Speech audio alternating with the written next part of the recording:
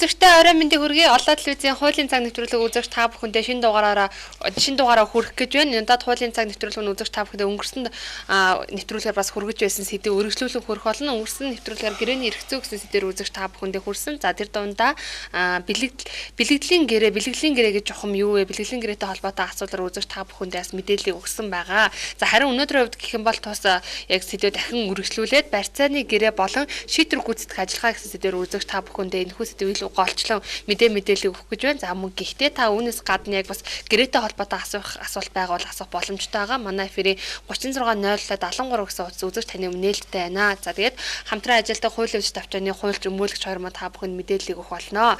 За хуулийн хүч тавчааны өмгөөлөгч Даштуулам за мөн хуульч Аз Жаргал нарыг одоо студиуд хүрэлцэн ирсэн байна. Эдгээр хоёр хуульч өмгөөлөгч хоёр маань үзэгч та бүхэндээ одоо яг одоо мэдээлэл өгөх нь шууд утас 360773 гэсэн утас байгаа.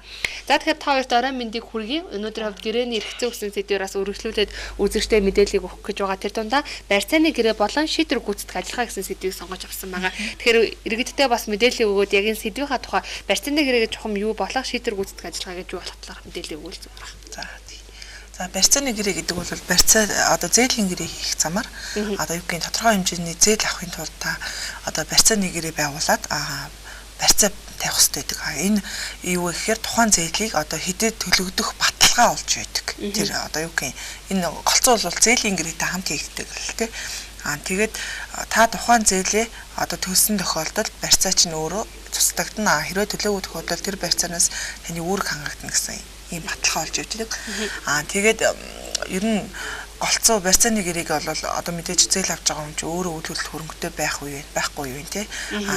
Тийм тохиолдолд эргээд өөр хүний үйл хөдлөлт хөрөнгө байтугай өөр хүний тий ямар нэгэн объект ч юм уу тий өөр хүний хөрөнгийг одоо өөрөө итгэмжлийн дагуу итгэмжлэл гэдэг нь болохоор юу гэхгүй аль бие усаар натратаар ороод тий одоо юу гэхгүй тэр хүн одоо би танд ингээд өөрийнхөө энэ хөрөнгийг тэдэн сарын хугацаанд тэдэн жилийн хугацаанд энэ барьцаанд тавиад тий одоо энэ захиран зарцуулах эрх олгож гинэ гэж итгэмжил олгож өгдөг байхгүй юу тэр итгэмжлийнхаа дагуу тэр хөрөнгийг нь барьцаанд тавиад тэгжиж зээл авах асуудал яригддаг. Хэрвээ одоо ямар нэгэн байдлаар зээлээ төлөөгүй тохиолдолд те тэгвэл яг үхээр барьцаат хөрөнгөөс одоо юу гэсэн үг шүү дээ. Төлөгдөн гэсэн үг шүү дээ. Энэ дээр нэг талаараа хохиролтой юм гэх юм бол хүн итгээд нөгөөт нэг итгэмжлэл өгөөд өөрийнхөө хөрөнгийг тэр хүнд өгчлөө шүү дээ. Зээлийн барьцаанд тавьчлаа. Гэтэл нөгөө хүн одоо ямар нэгэн байдлаар алга болчлоо гэх те. Алга болсон тохиолдолд зээлээ төлөхгүй хугацаа алдлаа гэхэд юу яадаг. Тэр хөрөнгөө барьцаанд тавьсан хүн өөрөө хохирч гоод идэг. Яагаад тэгэхээр нөгөө хүн олж ирэхгүй бол таны хөрөнгнөөс чинь бид нэр одоо шүүхийн журмаар шийдвэр гүйцэтгэлийн ажиллагаа явуулаад тий. Тэгээд ингээд хохирлоо барагдуулж авъя. Зээлээ ингээд төлөөлж авахгүй юм аа гэх. Ийм хохиролтой байдیں۔ Тэгэхээр барьцааны гэрээ байгуулахад бол хамгийн гол нь бас ямар хүнд тий ямар юугаар хөрөнгөө барьцаанд тавьж гин ямар барьцааны гэрээ байгуулж гин та өөрөө батлан даагчаар орж байгаа гэсэн үг шүү дээ. Тийм болохоор батлан даагчаар орчоод юун дээр би батлан даалтаар ороод байна тий гэдгийг аягүй сайн анханасаа харж бас ингэж байх хэрэгтэй л таа. За ахны үзэгч аавь. Байна уу? За орой минь дүргийн танд ямар асуулт байна? Би автомобиль талаар зөвлөгөө авсан. Юуны талаараа? Автомобиль талаар. За өнөөдрийн сэдв бол зээлийн гэрээ гэсэн сэдв байгаа. Гэхдээ яг танд ганц одоо боломж олгоод бас асуултанд нь хариулах боломжтой бол хариулъя. Та асуултаа асуугаарай. Би сая машин авсан юм аа. Тэгээд нэрдэрээ шилжүүл зовцомжгүй ингээд борж ирж байгаа нэг машинтай шүргэлтэй. Тэгээд нөгөө машиныхаа хохирлыг барагдуулаад тэгчээд цагдаа дээр очиж бичиг баримтаа авах гэсэн чинь намайг 192 мянган төгрөгөөр хорогсон уу долоочоо хариуцлагын даатгал байхгүй гэдэг.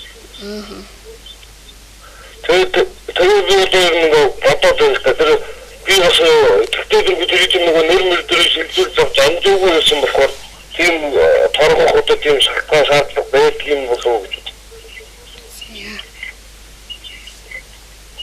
За хариулах боломжтой. За тэгэхээр одоо нэг энэ жолоожийн хариуцлагын даатгал гэж яригдаад байгаа. Энийг болохоор зэрэг угаасаа цаанаасаа журмаараа нэр дээрээ шилжүүлж одоо тухайн автоврын хэрэгслийг өөрийнхөө нэр дээр шилжүүл авахын өмнө заавалжгүй энэ нэг жолоожийн хариуцлагын даатгалыг хийлгсэн тохиолдолд бол тухайн машиныг өөр дээрээ шилжүүл авах хэрэг нь бол үүсэж байгаа. Тэгэхээр саяны хүн болохоор өөр дээрээ шилжүүл аваагүй ээжэл тухайн тээврийн хэрэгсэл нь одоо нэг өмнөх эзэмшигч байгаа шүү дээ. Тэр эзэмшигчдэрээ бас нэг юутай байгаа. Жолоожийн хариуцлагын даатгалсан байх ёстой байгаа тий. Тэгэхээр тэр хүн тэр нэг одоо жолоожийн хариуцлагын даатгал чинь 5 хүн тий. Тэгээд бас хязгааргүйгээр гэсэн 2 янзаар ингэ даатгал хийлгээд байдаг тий. Тэгэхээр тэр тухайн 5 хүнийх нь нэр дотор таны нэр байх шаардлагатай. Энэ бол нэг одоо тухайн хуулиараа зохицуулагдсан зүйл байхгүй юу? Эсвэл нэг хязгааргүйгээр ингэ нэг хэдэн ч жолооч барьж болно гэсэн тийм юутай бол одоо нэг та ингэ барай явж хахад таны ингэ нэг ямар нэгэн зам дээр осол гаргасан тохиолдолд бол энэ ийм асуудлаар бол таныг торох ёсгүй тий. Зөвхөн 5 хүний юу те тэрэн дээр таны бичигдээгүй л байгаа тохиолдолд бол энэ бол таны хариуцлага. Тийм учраас одоо энэ торохс нь бол хуулийн үндсэлтэй л гэж хэлмээр байна.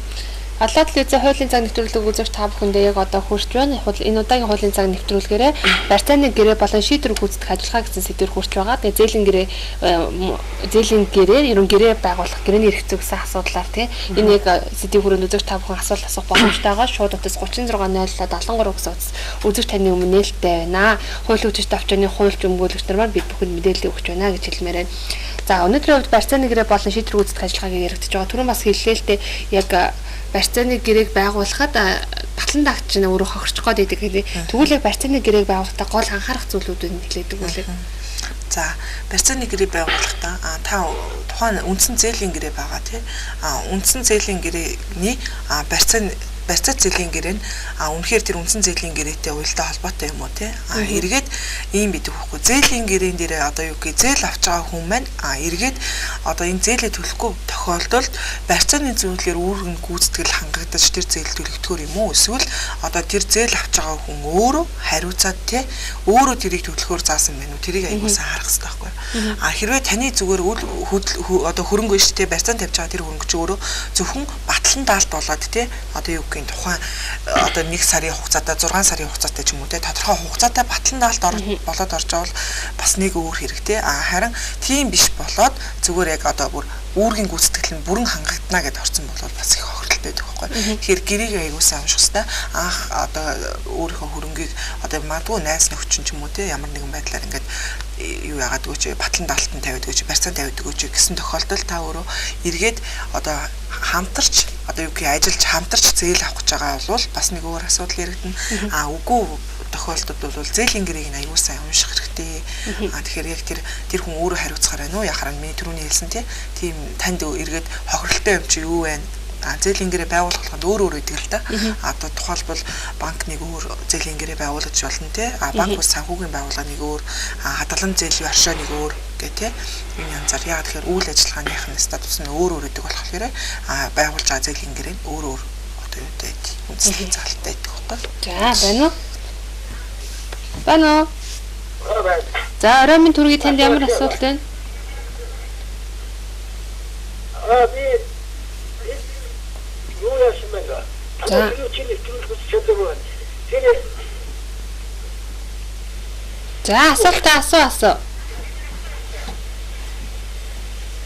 Дэлгэлийн гэрээ өөрийнхөө боор суулжиг өөрийнхөө төршиг өгөхөд ямар юу шаардлагатай вэ? За өглөөлөн өгөхөд юм уу те? Зүгээр өгөхөд юм байна шүү дээ. За ойлголоо. За та хэрвээ өөрөө те өөрийнхөө байр суурийг бэлэглэлийн журмаар өгч гинэ гэдэг чинь ямар ч худалдаа авах гэдэг нь хоёр өөр асуудал л та. Худалдаа авах журмаар өгч гинэ гэх юм бол тодорхой хэмжээний одоо өгсөн те байр суурь худалдсан үнийн дүнгээсээ тодорхой хэмжээний хувь хүний орлогын албан дотор төлдөг байгаа. Дээрээс нь худалдаа авах гэрээ хийсний үндсэн дээр дараа нь нэргээд энэ гэрээ төлбөр төлөгдснөөр одоо юу гэх гэрээ дуусгар болно гэж хэлдэг байхгүй. Ямар нэгэн одоо эргэж буцах нөхцөл байхгүй гэсэн үг байхгүй. Энэ гэрээ дуусгар болсон. Яа тэгэхээр одоо та худалдаад хүүхч худалдаад авсан гэсэн үг, нэг талаасаа та өөрөө худалдсан гэсэн үг, ийм гэр хийгдээ. Зүгээр одоо өөрөө өвлүүлж ч юм уу эсвэл ямар нэгэн байдлаар хүүхдэд өгч гинэ гэх юм бол та бэлгэлийн гэрээ хийдэг байхгүй. Энэ бэлгэлийн гэрээ хийхээр яадаг вэхээр одоо нэгэнд та өөрөө сайн дураараа бэлгэлж байгаа болохоор одоо түрүүний хувь хүний орлогын албан дотор гэдэг юм төлөгддөг нэгдүгээрт. Хоёрдугаарт нь гэхлээр нэг юм нэх юм бол хэрвээ бэлэг хүлээн авагч те одоо бэлгэлэгчийг ноцтой гомдоосон те одоо ямар нэгэн байдлаар гомдоосон тохиолдолд энэ гэрээд хүчингүй болох, хүчин төгөл бус болох, эсвэл цуцлагдах нэг үндэслэл болдог байхгүй юу? Тэгэхээр тийм л нэг юу гэдэг. Тэрнээс бусад тохиолдолд бол бэлгэлийн журмаар та гэрээ байгуулад хүүхдэд өгөх хамаагүй илүү ашигтай өгч нь хэрэгтэй. Яагаад тэгэхээр дор ээж хувь хүний орлогын албан дотроос чөлөөлөгдсөн шүү дээ, тий. Энэ хараас өөр ямар нэг арга байхгүй юу, тий? Өөр арга гэхлээр өөр арга байхгүй л тий. Өөр арга байхгүй худалдаа авах гэрээ нь бэлгэлийн гэрээ ийм л хоёр гэрээ хийх хэрэгтэй. Үйл хөдлөл хөрөнгөний тухай гэх юм бол за байна уу? Байна таныг сонсож байна. Олоод лицийн хуулийн цаг нэвтрүүлэгт холбогдлоо. Байна таныг сонсож байна. Байна уу?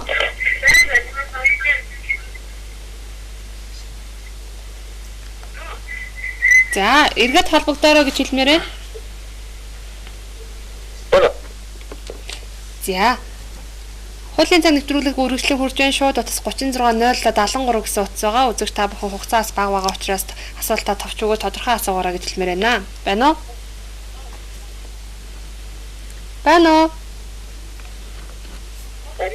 За, оройн төргийн танд ямар асуулт байна?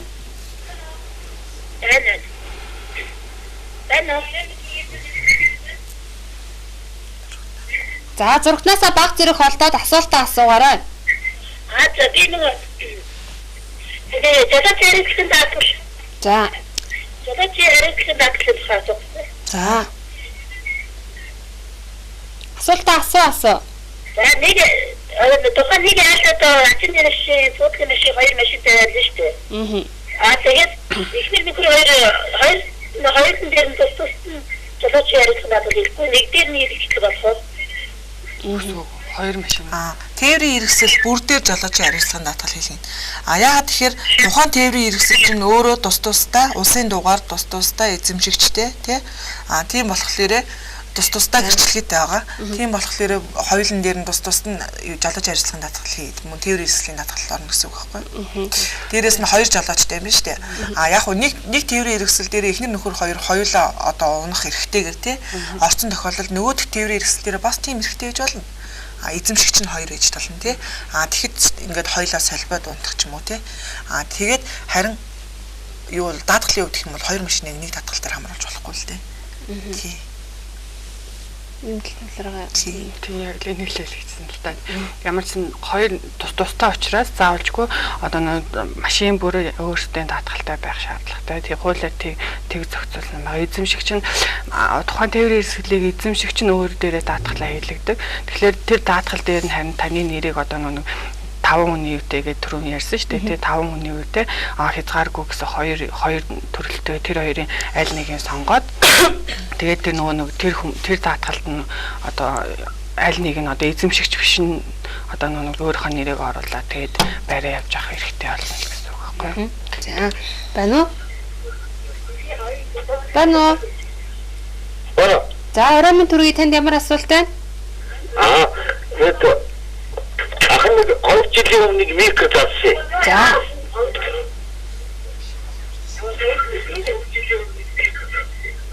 За, асуултаа асуугаарай. Тэгсэн чинь одоо нөгөө нэрийг шилжүүлж чадаагүй. Тэгсэн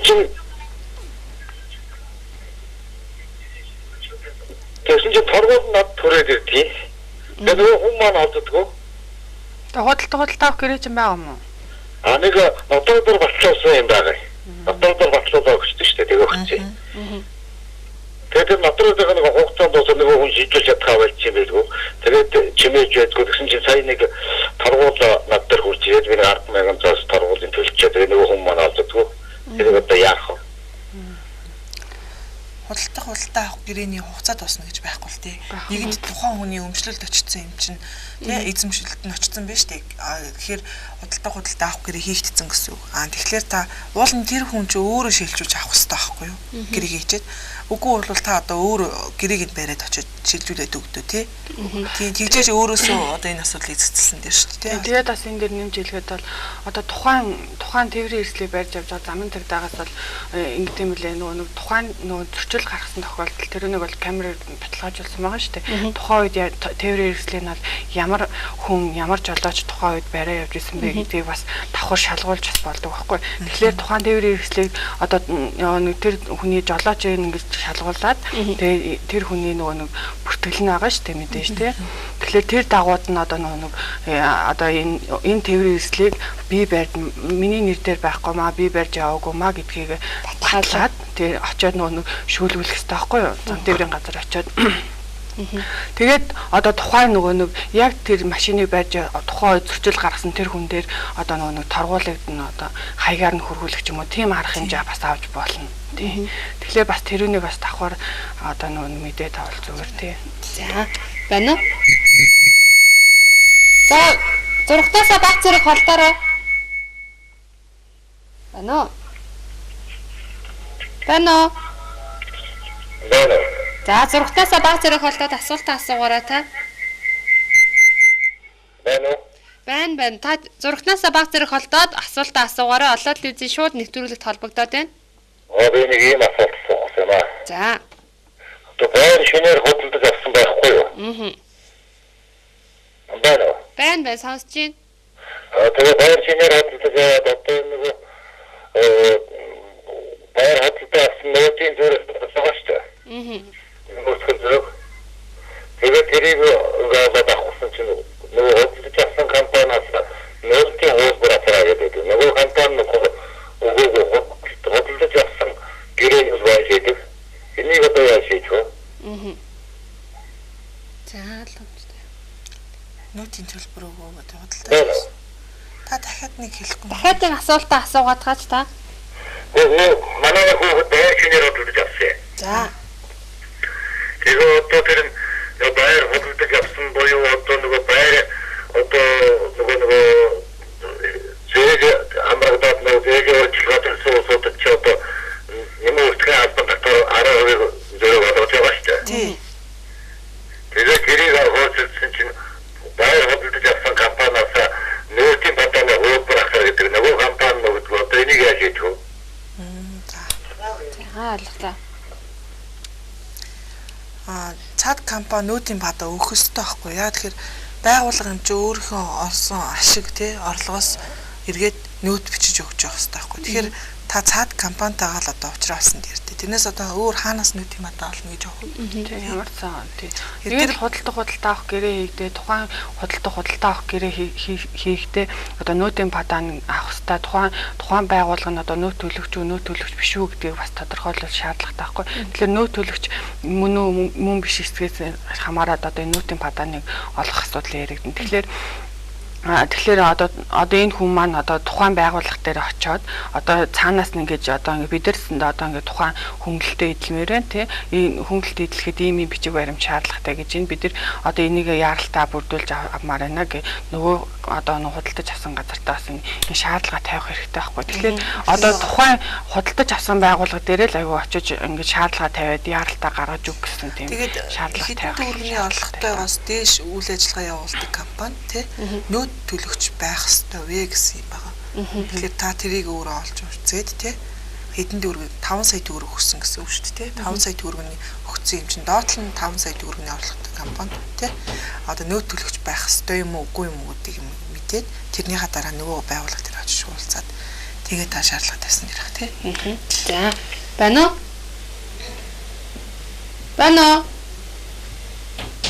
Байна уу? За асуултаа асуугаарай. За. Нэг юм юу байна? За.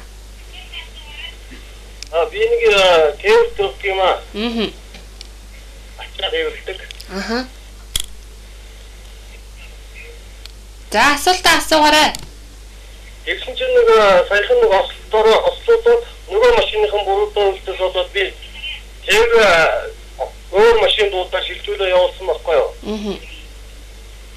За. Тэгсэн чинь одоо би нөгөө талаас тэр ачиж явсан ачааныхаа мөнгийг одоо би ингээд энэ мөнгийг олох ёстой байсан чинь олж чадсангүй гэдэг нь ихлээр тэр мөнгийг олох боломжгүй гэж одоо цагдаагийн байгууллага шүүхээс нь үзээд байх юм. Энэ ямар мэдээлэл? Та юу юм уу? Компани нэр дээр явдаг биш, хувь хүнээрээ ачаа тэрүүлдэг юм уу? Хувь хүнээр ямар нэгэн татвар төлөлтгүй л харин яг гол шалтгаан гэх юм бол та татвар төлөлтгүй гэдгээр ячиж байгаа юм. За. Ийм л тээ. За. Хувь хүнээрээ явж байгаа тохиолдолд наад хүн чи өөрөө мэдээж цаад уурхатайгаа тий ачаа ч юм уу эсвэл байгууллагатайгаа одоо ачаа гэж штэ яг ямар ачаа ингэдэг юм бэ?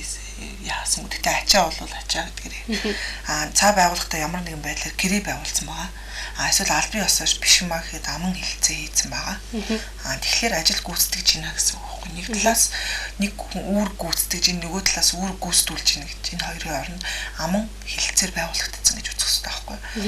Тэгэхээр тэр хүн өөрөө үүргээ гүйцэтгээ явж байхад тий нэг нь та үүргээ гүйцэтгэсэн тэр ачааг тээвэрснийхаа хөлсийг бол та авах хэрэгтэй.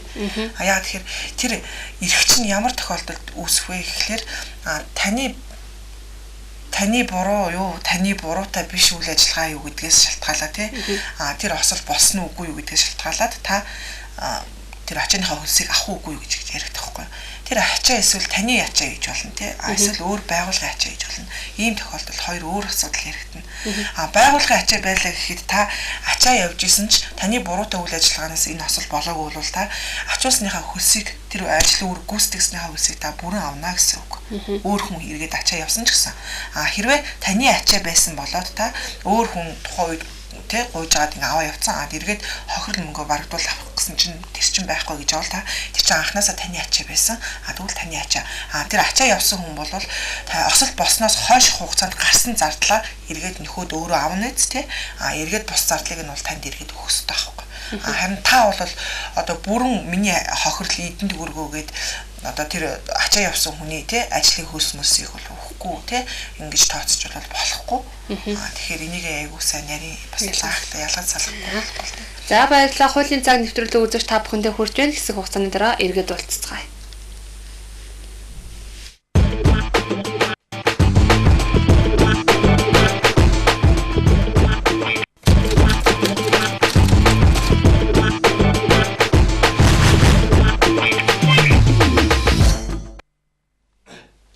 Хуулийн очиотой хамтран хүрэгдэг хуулийн цаг нэвтрүүлэг маань үзэж та бүхэндээ үргэлжлэн хүрж байна. За өнөөдрийн хувьд зээлийн гэрээ болон гэрээний эрх зүй гэсэн сэдвээр хүрж байгаа. Тэгээд өнгөрсөн нэвтрүүлгээр бас гэрээний эрх зүй гэсэн сэдвээр хүрсэн. Тэр дундаа бэлгэлийн гэрээ гэж жоохон юу вэ? Үүнтэй холбоотой асуудлаар та бүхэнд хүрсэн бол өнөөдөр барьцааны гэрээ болон шийдвэр гүйцэтгэх ажиллагаа гэсэн сэдвээр голчлон хүрж байна.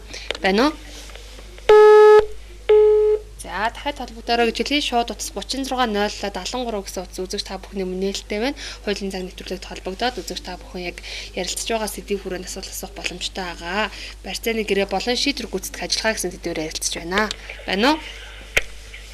Байна уу? За орой минь төргий ямар асуулт байна танд? Тийм байна. Сайн байна уу? За. Байна. Асуултаа асуугаарай. Би одоо декрет авсан байгаа байхгүй юу? Байна. Та асуултаа асуу, таныг сонсож байна. Ажилд орох хугацаанд хэдэн жил болоод орох хэрэгтэй юм бол эргээд ажилд ороход. За ойлголоо.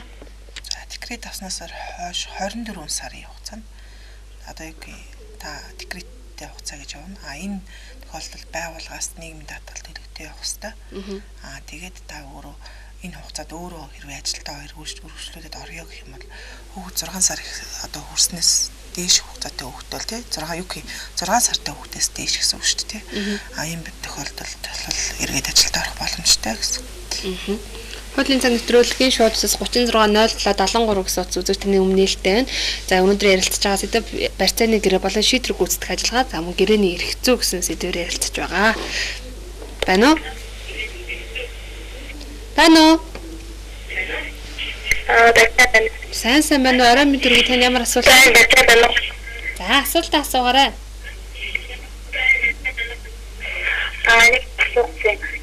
За. Би нэг мөнгө зээлсэн байна.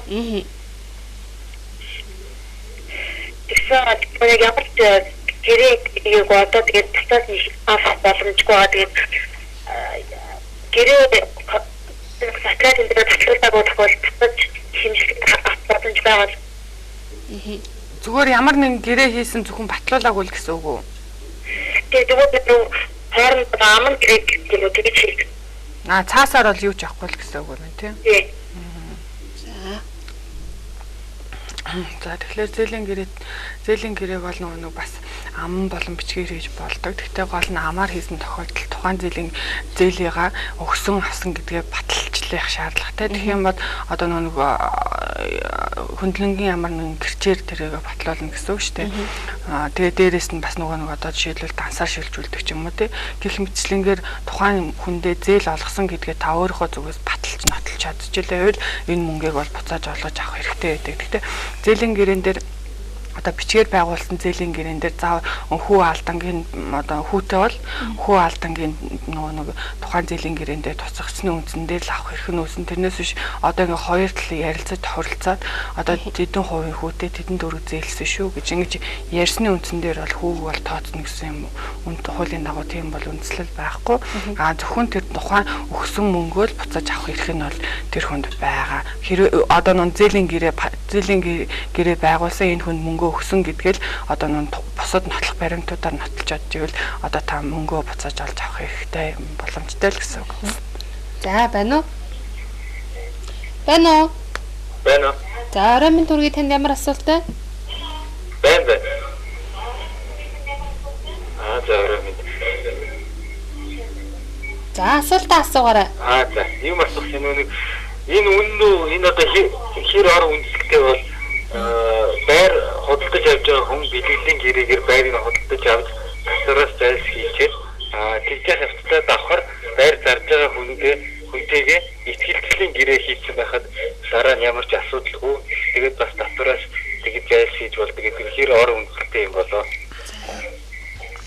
Их нарийн содорсон байна. Татвараас зайлс хийх арга. Энэ зайлс хийх арга биш шүү дээ. Яа тэгэхээр та өөрөө татвар төлдөг шүү те. Энэ тохиолдолд татвар төлөхгүй гэж ярьж байгаа асуудал байхгүй.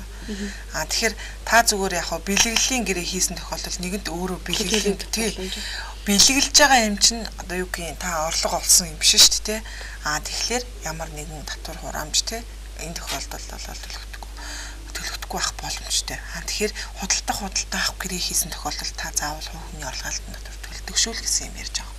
Тэрнээс таас зайлсхийн одоо ингэхлээр тэгдэм байх гэж бас тэгж төвшөрч ойлгож байна. Бэлгэлийн гэрээ хийхээр чинь бас олон асуудал дагуулад идэг. Хэрвээ ихтгэлцлийн гэрээ байгуулчвал тэдгээргүй яг найдвартай байх уу гэсэн асуулт юм байна л да. Өгөөлбөрөө сонгоцсон учраас. Ихтгэлцлийн гэрээ гэж юм чинь өөрөө ямар гэрээ вэ гэдэг чинь юм баггүй. Ихтгэлцлийн гэрээ гэдэг нэр төвөө байхгүй шүү дээ.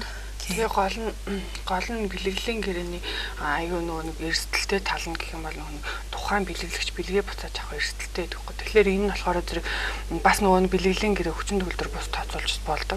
Одоо энэ хүний ярьж байгаагаар л одоо нөгөө өөр ямар нэгэн гэрээ хэлтлийг халахчлах зорилгоор хийсэн тохиолдолд тухайн гэрээг бол бэлгэлийн гэрээг бол шүүгэн журмаар бол хүчин төгөлдөр бус тооц.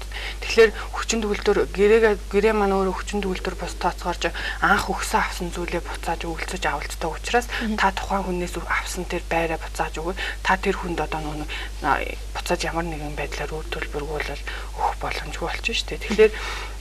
Тэгэхээр нөгөө өөрөө тэр хүндээ мөнгө өгчдөг. Тэгээ мөнгө өгсөн гэдгийг нотолж чадахгүй тохиолдолд хүрнэ шүү дээ. Зарим хүмүүс чинь ямар ч баримт үлдэхгүйгээр ингээм бэлгэлийн гэрээгээр ингээ шилжүүлсэн. Энэ тохиолдолд бол бүрэн хохироод үлдэнэ гэсэн үг байхгүй. Байрчгүй, мөнгөчгүй л хоцорно гэсэн үг. Тэгэхээр бэлгэлийн гэрээ гэдэг маань өөрөө энэ талаасаа бол айгүй тийм эрсдэлтэй. Нөгөө талаараа бол одоо одоо байр зарж байгаа хүндээ л одоо татвар төлнө шүү дээ. Тэрнээс биш байр авж байгаа хүн бол хувийн орлогын албан дотор төлөхгүй. Энийг бол зөвхөн зарж байгаа хүн орлого олж байгаа хүнээс л авж байгаа тийм нөгөө татвар шүү дээ. Тэгэхээр энд бол иргэд маань айгүй болгоомжтой хандах шаардлагатай. Хэрвээ тэр хүн өөрөө одоо энэ хүн намайг ноцтой гомдоочлоо тий. Одоо би энэ бэлгэлээ болмоор байна гэд би шүүхэд хэмжлэх гарах юм бол бас ингээ бас баахан заваарсан юм болоо тий. Зөндөө шүүхээр явна, зөндөө ажил. Энэ хүний яриад аашсан мэлтгэцлийн гэрээгээд байгаа зүйл байхгүй. Тий, итгэлцлийн гэрээ энд дээр нөгөө болцол тавьсан гэрээ л яриад байна. Тэгэхээр нөгөө бэлгэлийн гэрээ маань дотроос нөгөө болцол тавьж хийдэг байхгүй. Тэгэхээр болцол тавьж хийдэг гэрээ маань болохоор зэрэг тухайн одоо бэлгэлэгч маань тухайн хүндээ болохоор зэрэг ямар нэгэн болцол тавьдаг байхгүй. Одоо жишээлбэл одоо юу ч гэдэм дэ нэг юм биелүүлээд ямарваа нэгэн ажил хийхээр хоорондоо тохиролцоо тий. Тэрний иргэн одоо биелэгдэх нөхцөл нь одоо тий хизээ биелэгдэх нь тухайн үед нь би чамд тэгнэ гэдэг ч юм уу тий. Юм хоёр талаас хоорондоо тохиролцсон тийм харилцан болцолтой. Тийм. Тэгэхээр одоо нөгөө итгэлцлийн журмаар ингэж хийгээд ингээ бэлгэлээд ингэж яваачаа. Энэ бол ингээ найдвартай юу гэх юм бол бас ялгаагүй тий. Ялгаагүй л нөгөө нэг бэлгэлийн гэрээ маань өөрөө ямар зүйлийг одоо бэлгэлийн гэрээ маань ямар үндслээр хүчингү болох вэ? Ямар үндслээр туцлах уу гэд энэ бүх зүйл маань адилхан л хэрэгжээл явуулжлээ явж байгаа гэсэн үг байхгүй. За.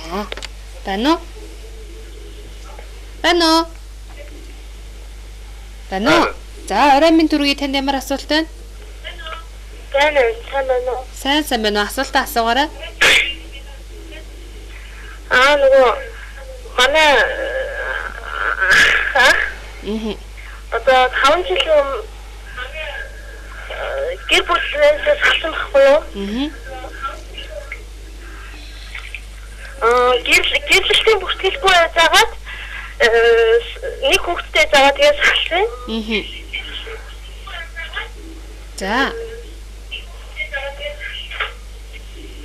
Тэгээ одоо нөгөө нэг хүүхэд маань ээж хаан нэр дээр автоматар яваад байдаг. Нөгөө хүүхэд нь аав дээр байдаг байхгүй юу?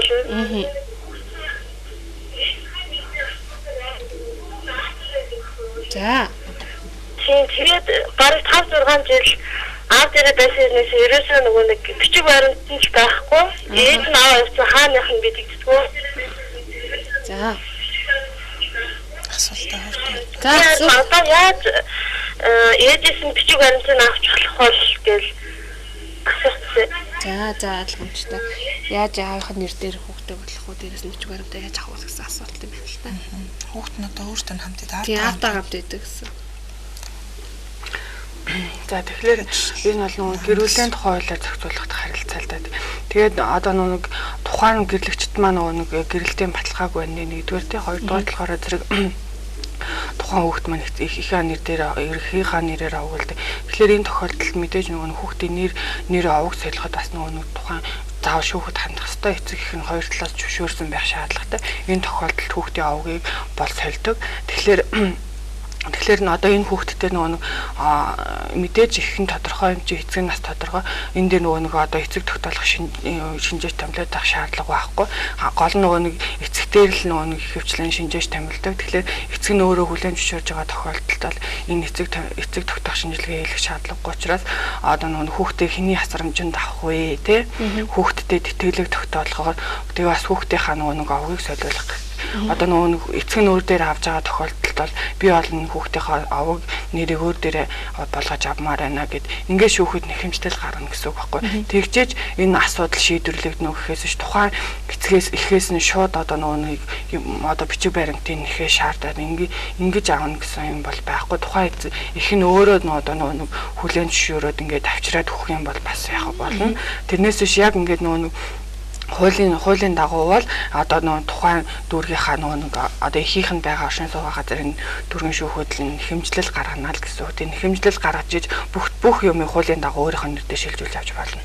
Тэгээд ихтер нь одоо нөгөө ихтерэнц нь эцэгтерэнц нь аль алин дээр нь нөгөө тэтгэлэг тогтоолгож болдгоо шүү дээ. Тэгэхээр бас энэ хүн чи өөрөө их нь өөрөө ингэж хүүхдээ харахгүй эцэг нь харж байгаа юм чи мэдээж ихтер нь нөгөө нэг тэтгэлэг тогтоолгож бас болно. Ингэж хэмжлэл гаргаж болно гэсэн үг байхгүй юу. За. Байна уу? За, орой минь түрүүгийн танд ямар асуулт байна? Байна. Таны сонсож байна ямар асуулт байна? Нэг юм асуух гэсэн. За, асуултаа асуугаарай. Байна. Асуултаа асуугаарай. Энэ Монгол улсын албан татварын үйл хөрөнгөний хууль гэж удаж харуул хаана байх вэ? За. За та нийтээс ороод legal info гэдэг legal info энэ дээр бол хуулийн бүх төрлийн хуулиуд бол байдаг. Тэгэхээр энэчээс ороод хуулийн хараа тийм доторын хууль юмнууд байгаа шүү дээ. Байна уу? Байна уу? Байна уу? За оройн төрөй танд ямар асуулттай? Ус энэ нөгөө нэг гадаад сурж байгаа хүүхдээ нөгөө юу татвараас мөнгө авдаг шүү дээ. За. Тэрний нөгөө бэлтгэл явсан оюутнуудад олгогдгоо гэдэг юм. Нэгдүгээр курсээс нь олгогддог гэдэг юм. Яа юуны мөн? Одоо нэг үйл хөдлөх хөрөнгө худалдаж авсныхад буцаагаад татвар хөнгөлөлт үзүүлдэж бас сургалтын төлбөр дээр хөнгөлөлт үзүүлээд байдаг. Гадаад сурж байгаа оюутнуудаас хөнгөлөлт авдаг юм байна лээ. Тэгээд тэрнтэй л холбоотой асууж явах шиг. За энэ талаарх мэдээллийг хариулах одоохондоо боломж судалж үзэж байгаад иргэд одоо хариулах. Тэгээ оршоноос мэдээллийн хэлбэртэй хамтаагаас хариулах боломжтой. Тэгээ ер нь бол дараагийн нэвтрүүлгээр татварын эрх зүй гэсэн сэдвээр ороод татварын талаарх бүх мэдээллийг бас өгье гэсэн юу байгаа. Нэвтрүүлэг хий гэсэн бол. Тэгээ тэгэхээр бас холбогдоод бас асуух боломжтой. Тэр үеийн сайн дэлгэрэнгүй байдаг. Байна уу? байна. Сайн байна. Оройн төрөй. Би нэг өөр төрлийн асуулт асуух юм да. За. Юу гэхээр нэг байгууллагт 20 жил ажилласан хүн одоо цэгцэрийн хэлцээс 20 жил үйлчлэгч хийсэн. Тийм хүн тэтгэврт гарахад тэтгэврийн одоо нөгөө боцолтгүй 18-аас 36 сарын сартаа хэмжээний мөнгө гэдэг үлээ. Тэр мөнгө яаж олгогдсон юм бэ? Хэдэн сараар олгогдох вэ? Тэр тодорхой асуух гэсэн. За. Одоо тасралтгүй тухайн байгууллагатай 20 жил ажилласан. Тийм хүн байна да. За. За. За энийг юу яах вэ? Шууд хариулж яах вэ? Би тий. Юу яа, танд эргээд дараагийн нэвтрүүлгээр тий эргээд судалж агаад бодоод тий ингээд юу яагаад тэгэхээр энэ юм баггүй цадгийн байгууллагт ажиллаж байгаа тэтгэврт гаргах нэг өөр тий одоо юу гүй ажилласан жилээс шалтгаалаад тий мөн одоо цэргийн байгууллага бас нэг өөр тий цадгийн байгууллага нэг өөр тэгэхээр энэ нөгөө нэг байгууллагаараа тусдаа өөр гэдэг баггүй тэгэхээр би яг цадгийн байгууллагад ажиллаж байгаа тий тэтгэврт гарч байгаа хүн хэдэн жилийн дараа гарах хэрэгтэй эргээд хэдэн жилийн одоо тэр чин бодно гэхээр чин цалингийнхэн хэмжээгнээс бодно гэсэн үг шүү дээ хувь тэнцвүүлээд хувлаад тий тэгэхээр тэр хуваар бодохоор ер нь хэдэн төгрөгийн цалинтай хүн тэрийг нь та эргээд дараагийн нэвтрүүлэгт бас холбогдоод тий эргээд асуугаарай тэр үед нь судлаад тэгээд ингээд зөвлөгөө өгөөд бодож өгөх юм боломжтой байна. Байна. Байна уу? За оройн төрөй танд ямар асуулт байна? Ингээд оромлайг гадар юм асуух юм. За зурагтлаасаа баг зэрэг холтоороо. 2001 он шиг нэг бараг байр болчихж байгаа. Тэгээд миний хүн бас солихсаас талмгийн явуулаад талмгийн дээр гаргаад. Тэгээд энэ дайранд 2003 онд миний хүү солихсаас ирээд ихтэй хүүхэнтэй танилцчихсан тийм хүүхэнтэйгээ тэр байранд ороод 10 жил болсон. Тэгээ одоо тэр хүүхэн энэ хоёроос энэ насаа дээд аваад 45 сая төгрөгийн дээд аваад тэгээ одоо тэр төлж чадахгүй. Тэгээ байраа зараад одоо өрийн нөгөй гэдэг байр нь бол миний нэр дээр байдаг. Тэгээд зараад өрийн нөгөй гэсэн чинь нэг ихтер нь болох хүн одоо байрыг заруулахгүй. Энэ байрыг зарах юм бол таалмгийн аав гэд ингээд. Одоо шүүх таандсан чинь одоо шүүх юу яагаад энэ 2-3 сараас нааш одоо шийдэх боломжгүй. Гэт ингээд болдгоо яа хаана яаж хатгах мэдэхгүй. За. Одоо энэ шүүхт өгчгээд ингээд байгаа даа. За нэвтрүүлгийн хугацаа бага үлдсэнд бол авчих мөнгө тодорхой хариулчихдаг. Тэгэхээр одоо зээл аваад төвөг тэрнийхээ юунд тухайн үйл хөдлөлийн дүрэн бол таны нэр дээр байгаа тохиолдолд та тэр үйл хөдлөлийг бол зарж өрөх нь бол таны эрхээ тий ямар нэгэн байдлаар зарж өрөөд үнтэй тухайн хөрөнгөө яаж яах нь таны эрх үйл хөдлөлийн нөгөө үйл хөдлөх нь таны нэр дээр байгаа учраас тэр хүн тэр байранд хичнээн удаан амьдарч исэн бэ тий тэр нь бол хамаагүй тэр хүн заавалжгүй тал хувийн эзэмшнэ гэсэн юм бол байхгүй энэ бол хуулийн дагуу таны нэр дээр та зарж өрнө л гэсэн үг байхгүй. Тэгэхээр заавал тэр